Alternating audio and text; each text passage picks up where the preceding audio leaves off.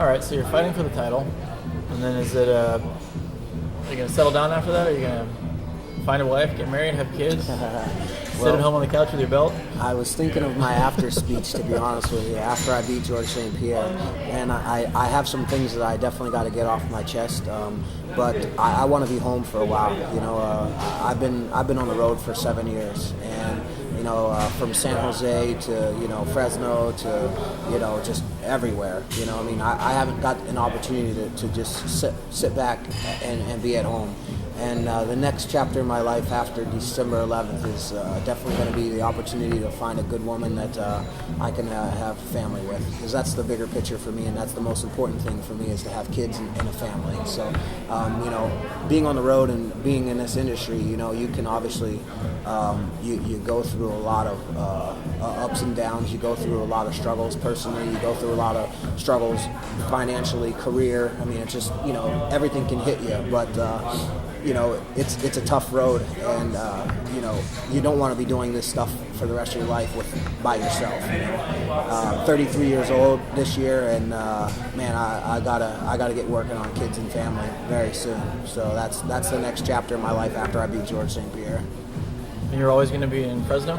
I'm always going to live in Fresno. I have 2 gyms there, AK Fresno, and I'm always going to, be around the family that I've built there, and that's more important to me than anything. At the end of the day, if you look back, when Josh Koscheck's 67 years old, people are going to look back and say, oh yeah, he was a world champ, or he, was an MMA fighter and this and that, but it's only a small percentage of my life, versus, what am I'm fighting for 6 years now? I may fight for another 5 years. So you're looking at 10, 11 years of your life fighting versus, 50, 60 years of family and friendship. So, fighting is just a small, minute aspect of my life. And I think the bigger picture for me is family, friends, and being around people that I care and love. Do you have any connections with Pittsburgh still, where you grew up? Yeah, I still have a lot of connections with Pittsburgh, where I grew up. My family, my immediate family still lives there. My mom lives there. My sisters, obviously still go there. My sister's graduating from the University at Pitt this year. So, we still have, I still have a lot of connection there, and I try to make it back to Pittsburgh quite a bit. I would love to get back there and see a Steelers game after my fight, and possibly even see a couple of Penguin games while I'm back home. But, it's kind of hard, with this industry of traveling so much. When I get my free time, I don't like to leave home. I like to be in Fresno. I like to be at my house and just kind of, enjoying spending time at home.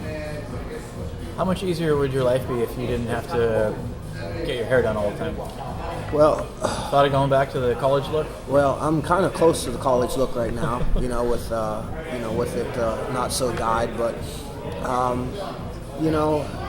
it's crazy because I notice that a lot of people are still coming up to me regardless whether my hair is dyed or not. So, obviously the brand of the Ultimate Fighter and, me being in this industry quite a bit is still, obviously I'm recognizable. But I actually like to dye the hair. It gives me like I know Michael Jordan used to say he wants to look perfect for his fights. The socks tied up nice, or the socks up nice, his shoes looking good, his outfit looking good. So if you look the part, you act the part. And I got to look the part. When it comes December 11th, I'm gonna have my nice shorts on. I'm gonna have my Koss mouthpiece and my hair dyed. So obviously I got to look the part so I can play the part. How did you end up with the blonde hair?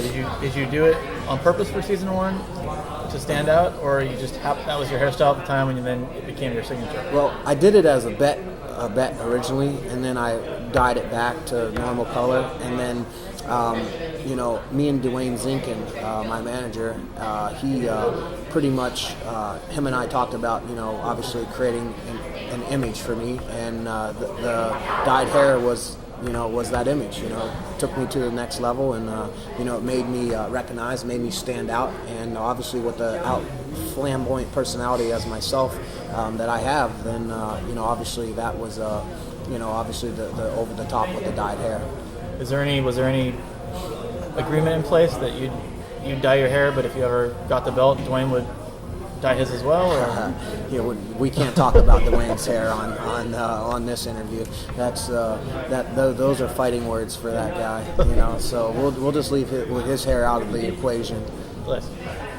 How about you? Would you dye your hair when I win the belt? I would, but you wouldn't be able to tell. How about the goatee? Can we dye that? It might fall out. All right, that's cool. I've actually been going twice a week now to get it cut because I keep having to keep it shorter, so you can't tell where the bald part is. The bald part. You know what you got to do. Can you see the bald part right now? Yeah, a little bit. It's kind of bright. It's been like 5 days. You know what's actually funny is Phil Baroni has got all these products, for hair growth. So you might want to call Phil, and he really believes he has a full head of hair now. So you might want to call him, Rogan and all kinds of stuff. We should get that figured out. Yeah.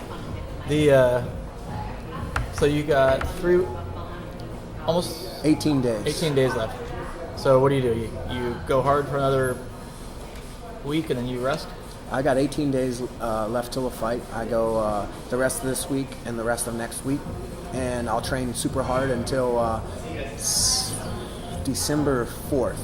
And December 4th will be my last hard day, and then I'll take pretty much the week off and recover my body and head to Montreal. I believe I head to Montreal December 5th, and I'll be in Montreal until the fight.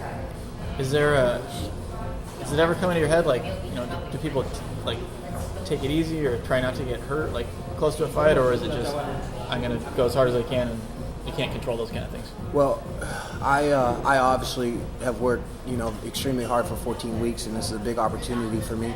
So I'm going to be very cautious. I'm going to still have my intensity and go hard, but I'm going to be very cautious the last couple of weeks because I've worked so hard to get here, and I don't want to have something bad happen to where it puts me away from the dream to become the next UFC welterweight champion.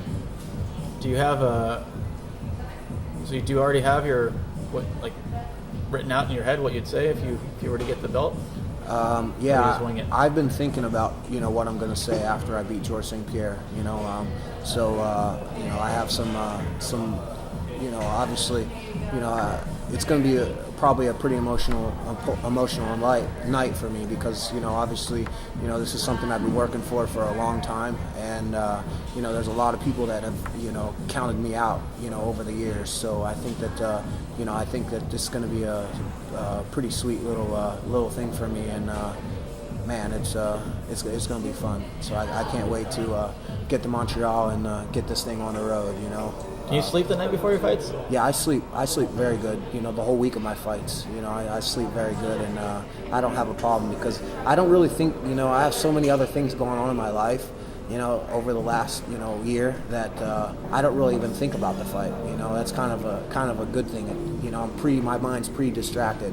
So I kind of like to have that in my life to where I'm not living, eating, sleeping, and breathing all day long thinking about the fight, because you can wear yourself out mentally thinking about the fight so much.